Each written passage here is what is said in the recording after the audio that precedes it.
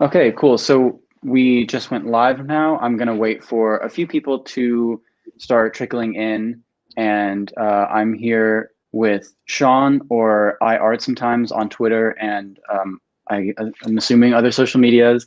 Mhm. And if you guys have any questions, feel free to mention that in the Periscope or Twitter or YouTube or wherever you guys are watching. I'm SamJ Studios, and Sean, if you want to go ahead and introduce yourself and talk a little bit about your background and how you got into art and into producing your work on SuperRare. You can go ahead and tell us about that. Of course. Hey guys, I'm Sean. I'm a Black artist from Evanston, Illinois. I've really been making art my entire life ever since I was a kid. Since I could pick up a pencil, I've been making art. Was in art shows when I was like 5, 6, 7 in elementary school, and it never really stopped. What were the other questions? I already Oh, forgot. just so how did you go from, yeah, I mean, maybe making art in a, school within the education system into doing it as a full-time practice? So I really started in college. I was freelancing, making commissions for local artists, and wasn't making a lot of money, but I was working with a lot of artists, and so I was able to sort of learn the ropes of working with people and working with clients and not working with contracts and not valuing myself properly. And I started building out my brand and what I was doing. Oh man. Okay. One more time. So you were, sorry? I'm sorry. Go ahead. Oh, I was just, so you were freelancing in college. Were you studying art, or is this just, okay, I was working. I went to Southern Illinois, and I was studying 3D animation and illustration. I was in RTD, which is the radio, television, and digital media arts. And they didn't really have a lot of 2D animation, which is what I was interested in. But we were learning 3D animation, and I was learning in Maya and stuff. But that it just really didn't fit with what I wanted to do. And so I spent a lot of time like on the weekends in the basement lab where we had computers and stuff, learning programs that I wanted to learn. So I was learning Photoshop and Flash and doing 2D animation and stuff like that. Flash. Sort of like, oh man. Yeah.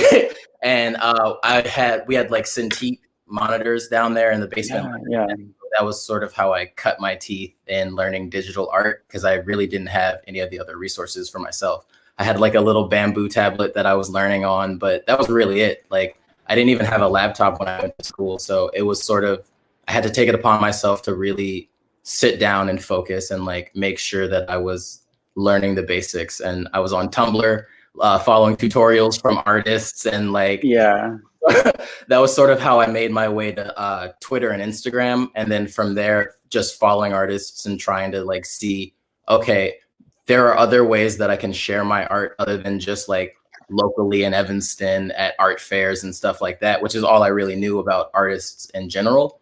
And so like finding the digital art community on Tumblr and Instagram and Twitter was really how I broke in.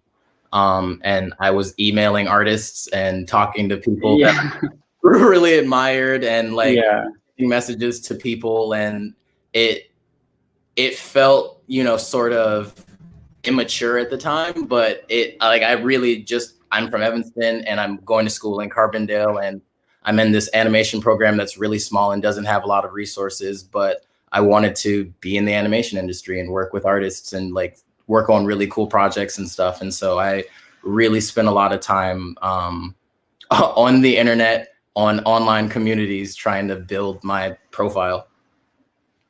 Yeah, there's definitely a lot you can do um, from really just being on the internet. I remember also in being in school and yeah, like using the Cintiqs in the classroom and emailing the studios that I like the most. Yeah. And it turns out one of my favorite animation studios was only like 45 minutes away from where I went to school. So Really? I actually ended up going and meeting the guy who ran it.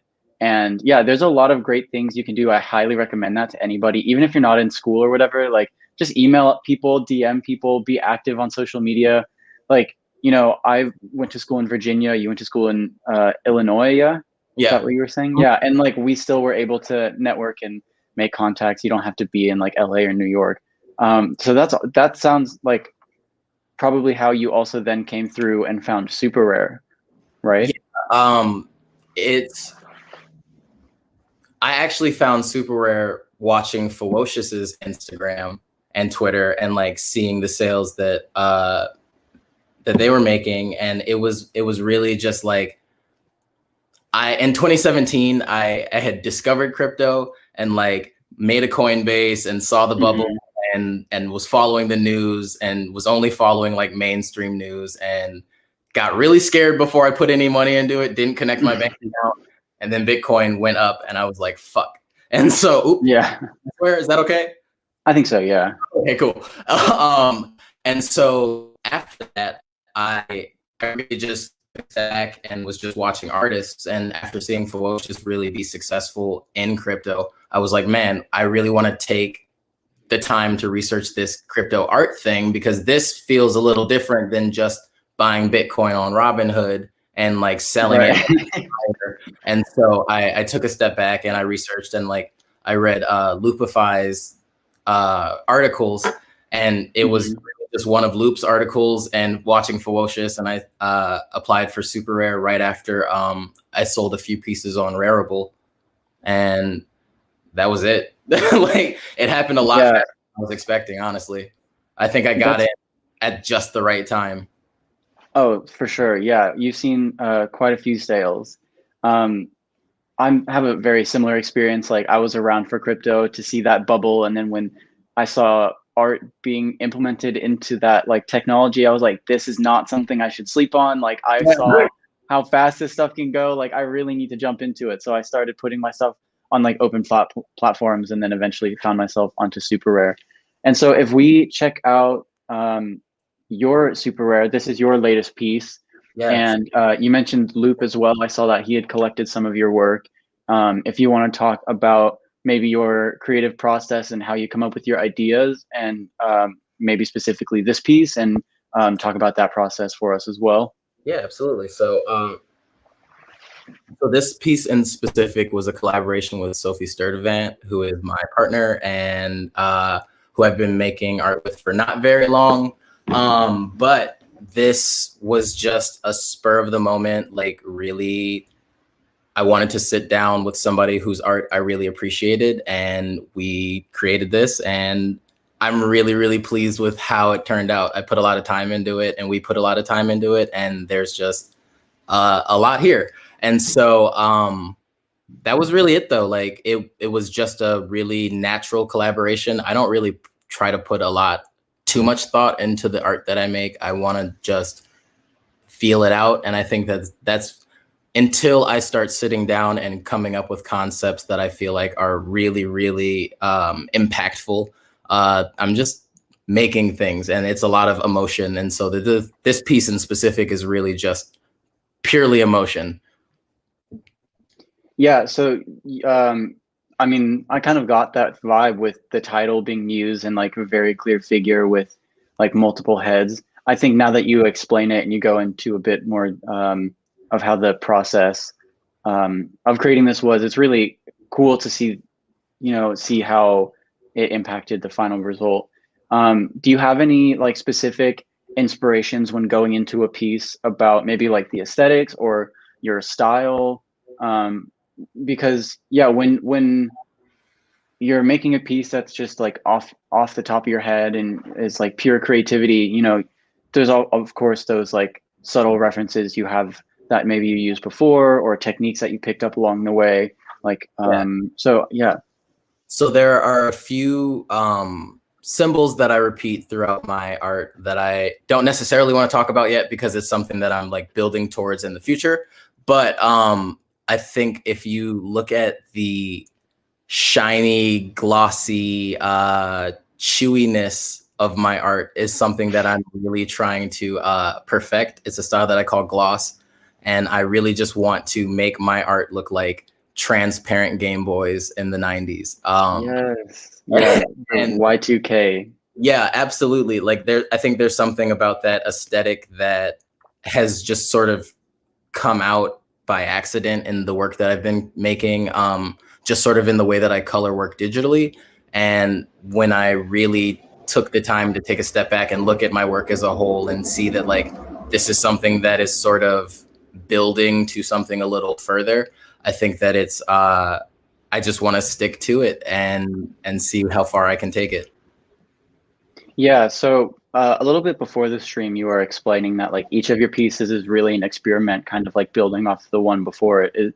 Would you say that like the pieces that you work on maybe outside of SuperRare or that are like a rug or a t-shirt, does that impact your style as well, or do you just view that as a different way, a different like creative outlet completely? I think all of it influences itself. Like it's everything that I do is sort of under the Weird Wild World brand in general because that's a good way to keep in line with myself. It's a good way to keep in line with my business and sort of keep me focused because I am an artist with really bad ADHD, and Yeah.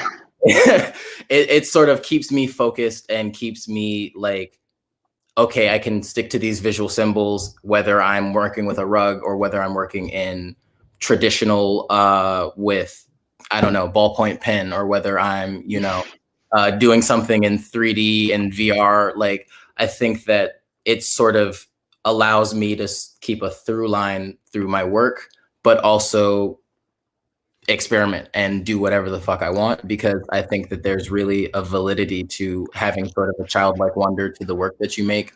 And like that's all I'm doing. Like I'm cutting up plushes and making rugs and drawing, and like I'm really just trying to put myself in a position to where I can sit for a month and just play around, because I think that that's really the biggest part of being an artist, is like the experimentation and sort of finding yourself in that. Do you ever wish that you could like maybe break out of the visual language that you've created under your brand, or are you always just like reliant on it and it doesn't really bother you? I don't even consider myself reliant on it. I just think that it's a good way to like, at the very least, because I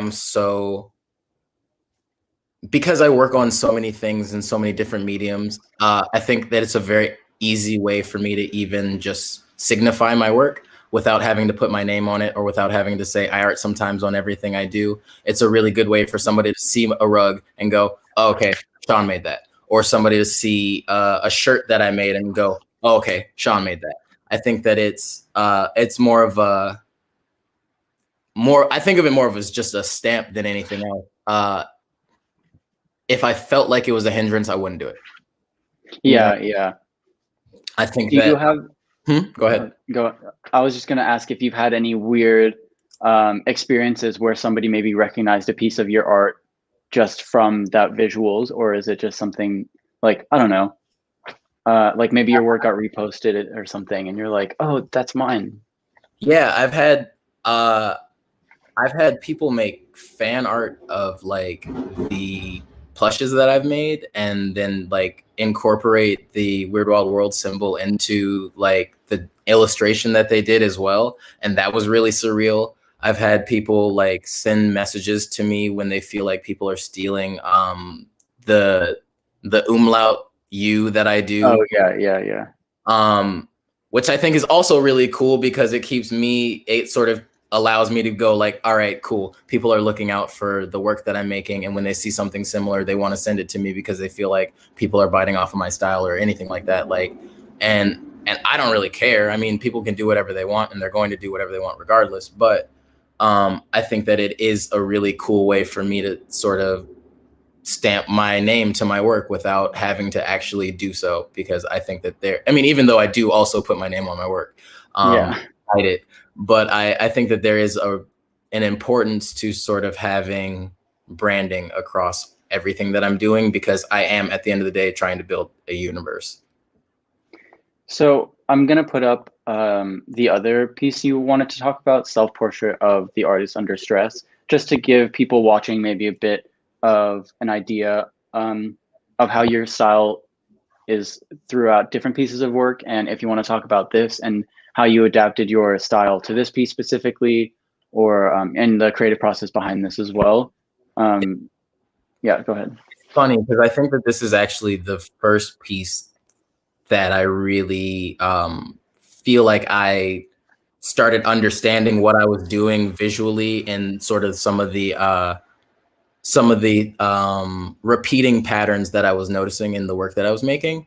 And so this is where I started to say, okay, let me take this a little further. How can I incorporate pieces of maybe a piece that I've worked on before in just the shading or the coloring, and how can I take certain symbology from pieces that I've worked on before and sort of move that into a new era of artwork for myself.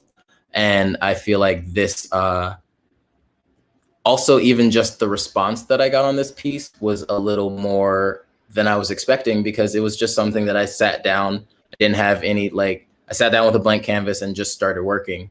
And I was able to come up with this, and to have had people connect to it, and to have had the collector of this piece, like, really tell me how much he appreciates it and what it means to him. It just shows me that I can sit down with a blank canvas and not have any ideas, and there's still validity to that work, and there's still like meaning to something that I was just making for shits and giggles at the end of the day.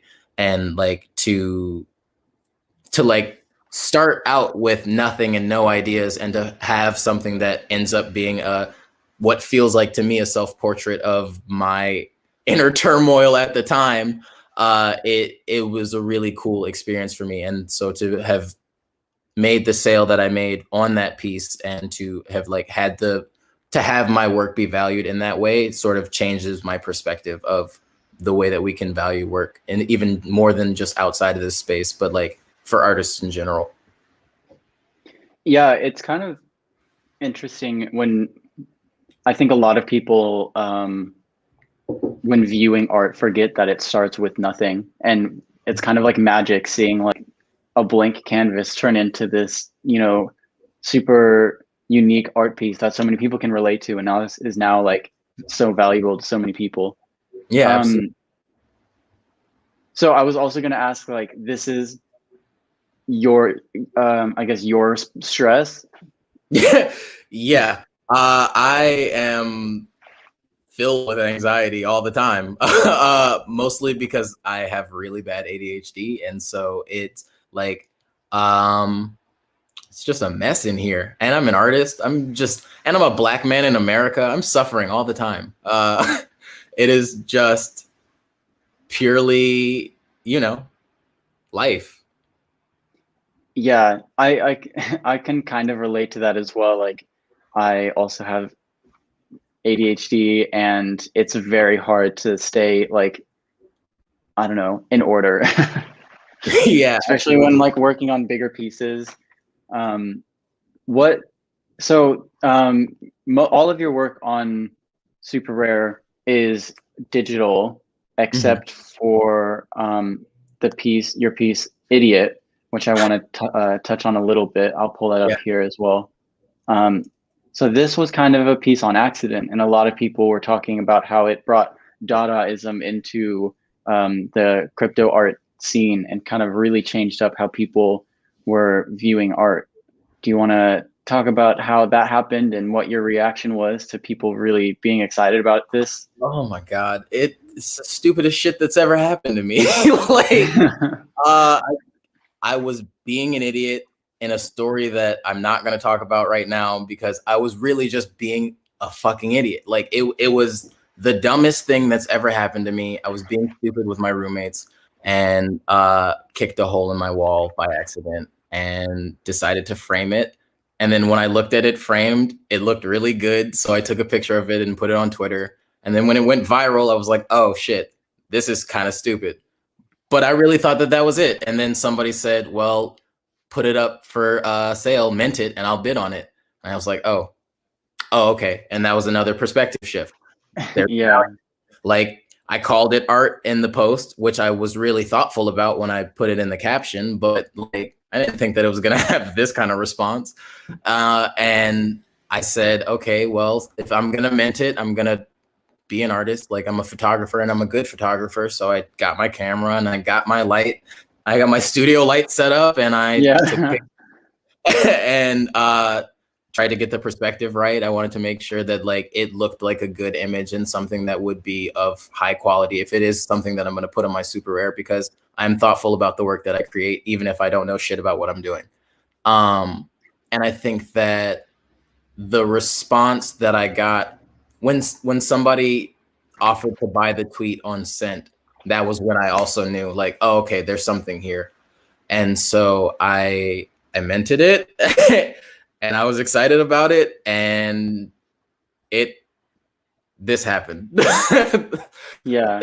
It's dumb. It's really dumb. But I do think that there is value. It like if somebody can put slashes on a canvas and sell it for 1.2 million at Sotheby's, or if somebody can put a banana on the wall and sell it for 125,000, like why can't I, a Black artist who's been working forever on really good art, you know what I mean? Why can't I make something like this and have it valued properly in the same way in a space where this is the first of its kind? You know what I mean? Like, I think that there's validity to art like this, even though I really fucking hate art like this. I think it's stupid, but here we are and here I am. So Yeah, I think it's all about context. And I really appreciated the piece because I'm a huge like history nerd, and I love the intersection of like culture and art and fashion, and especially in like modern art and all of the movements around like the early 20th century.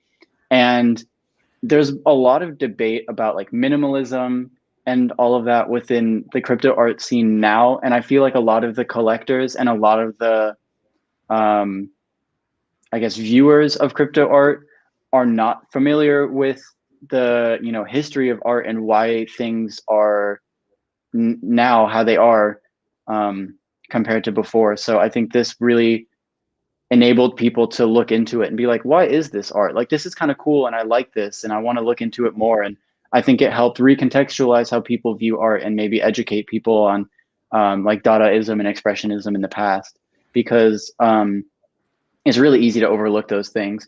So I thought this was a really good story. And of course, like you said, I'm glad out of like all the artists, it was somebody that like you, and you work hard, and it definitely like goes to a deserving artist. And Thank it's not, yeah.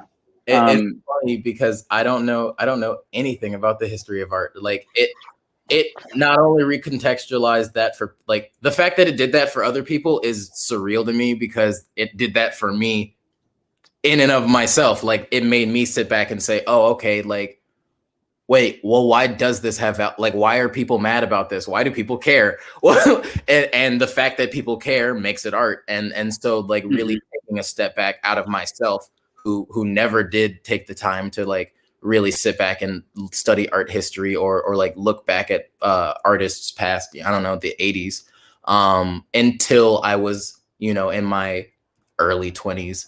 I think that it's really funny to me that people are, that it was even as incendiary as it was, because like, why me? Like, yeah, why? it's clever. Yeah, incendiary is a great way to put it. People, So I was also going to ask, as if this has affected your approach to art at all, or it seems like your creative process was pretty free flowing and very creative and playful beforehand. So it really makes sense that you then created this concept. But has it affected your art afterwards at all, or are you kind of just like, okay, back to normal? Like, this was just an anomaly?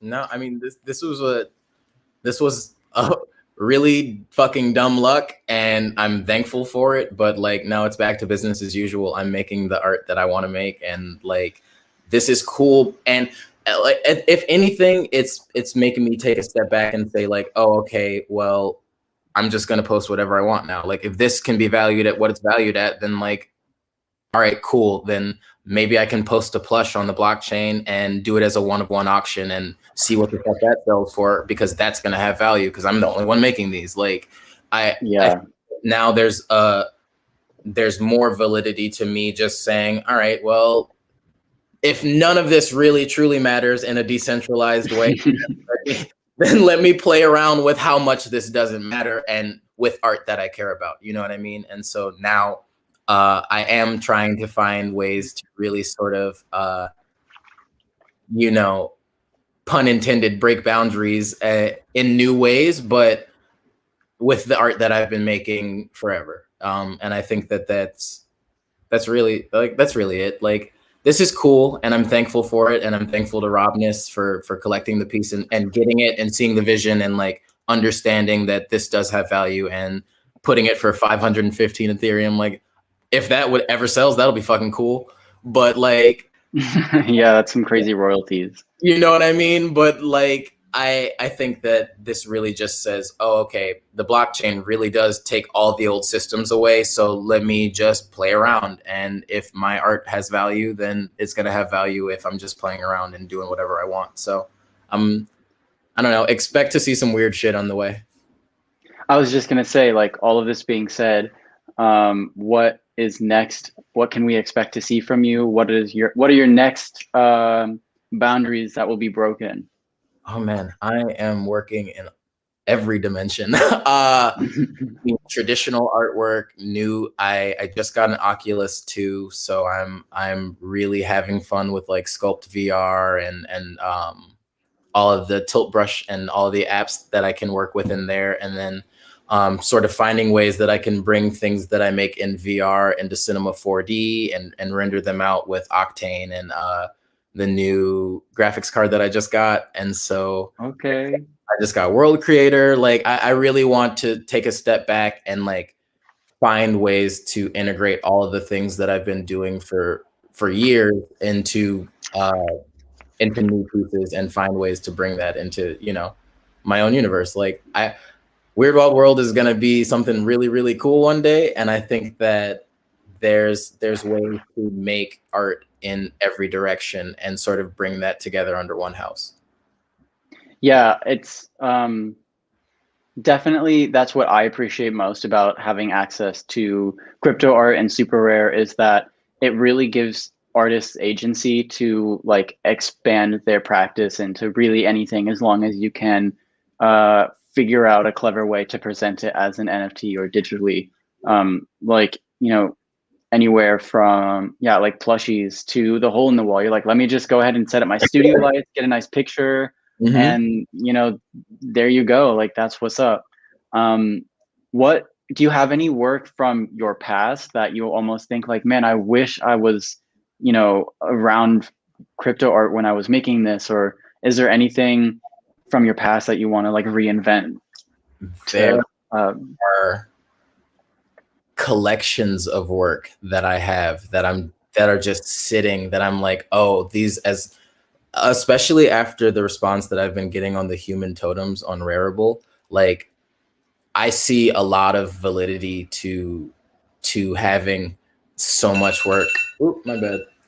I see a lot of validity to the fact that I have so much work just sitting in a tuck. Like, I have a drawing a day challenge that I did a couple of years ago where I have hundreds of drawings that are just sitting. And so like, finding ways and finding new platforms to sort of share those collectibles mindfully would be a really yeah. cool way to, I think, to sort of give power to the work that I made and didn't get valued because I was posting it on Instagram and getting 30 likes for work that I spent. Yeah. You know what I mean? Like, I think that because there are all of these platforms that have all of these just new ways to share work and value from them and sort of find sustainable income from the work that you're making is really cool. And so I'm thankful to SuperRare, and I'm thankful to like all of these other platforms that exist, because I think that like artists are really going to be able to say,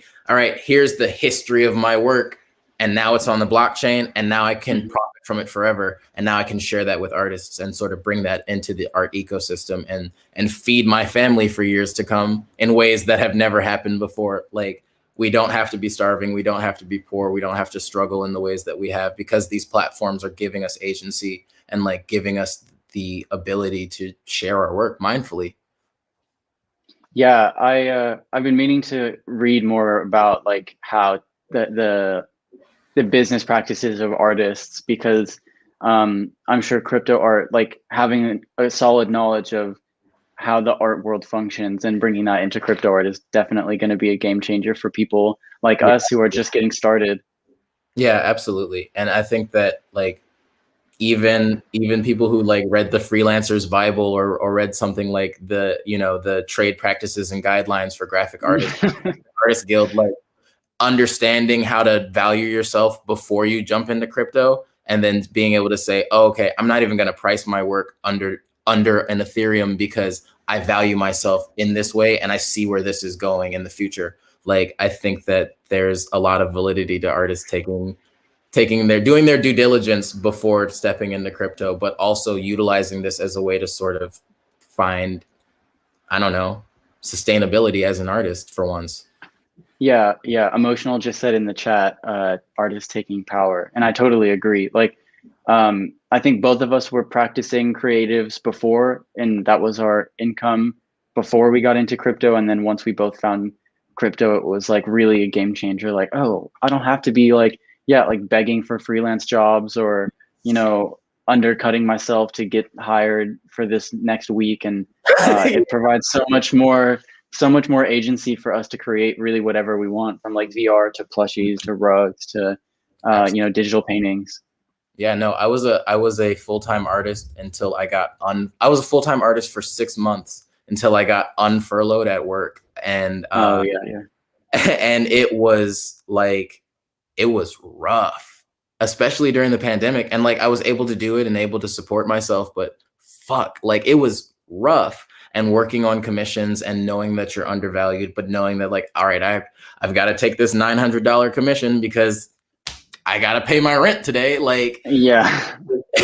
it's rough. And now we have the opportunity to sort of very quickly, like, we've been in crypto for what, 5, 6 months, like Hmm. 7, 8 months maximum. And to see the sort of shift that's happening and the tides that are changing in this art world in general, like I'm really, really excited for what's to come. Yeah, it's all like just so it's so exciting to be a part of the, happenings of the crypto art world. Um, so I'm just gonna ask lastly if you have anything you want to mention before we end the stream here. You can plug your socials and where people can find you and find projects, what we should be on the lookout for. I art sometimes on everything. I art sometimes. I'm Sean Williams. The only thing that I want to plug is Weird Wild World. This shirt is Weird Wild World. Everything that I make is Weird Wild World. www.itsaweirdwildworld.com. Other than that, nope, that's it. Like, Awesome. I'm just here to make Yeah. art and share art and collect art, and Yeah, that's what's up. That's the dream. So, well, thanks for joining us. Thanks for giving us like such a detailed um, explanation on how you work and your background and how you got to where we are, able to see your work today. So, thanks everybody else for joining, and we will be live again with Parrot and his guest on Tuesday next week. So, thanks everybody. yeah. Thanks for having me.